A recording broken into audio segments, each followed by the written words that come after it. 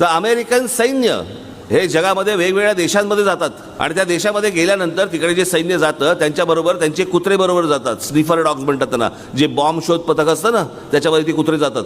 ओबामांनी कायदा काय केला तिकडे की ते जे कुत्रे जातील ते जाताना किती जात आहेत ह्याची मोजणी झाली पाहिजे, मोजले पाहिजे तुम्ही. आणि उद्या तिथे गेल्यानंतर जर समजा एखादा कुत्रा काही बॉम्बस्फोटात किंवा काही बुलेट लागून गेला, एखादा काहीतरी अपंग झाला आणि एखादा ठणठणीत राहिला, जो ठणठणीत राहिलेला असेल त्याला तिथे कोणालाही द्यायचं नाही, तिथे कोणालाही विकायचं नाही. एखादा कुत्रा मृत तो गेलेला असेल, मेलेला असेल आणि एखादा जो अपंग असेल तो मेलेला असेल तर त्याची संपूर्ण बॉडी चिंधड्या उडाल्या असतील तर त्याचे पार्ट्स, बॉडीचे पार्ट्स, अपंग असेल तर अपंग आणि जो ठणठण असेल तो, या सर्वांना घेऊन तुम्ही परत अमेरिकेमध्ये त्यांना आणलं पाहिजे, कारण ते अमेरिकेचे नागरिक आहेत. अहो, जो देश कुत्र्यांबद्दल जो विचार करतो त्यांच्याकडे माणसाची काय परिस्थिती असेल विचार करा. अहो, त्यांचा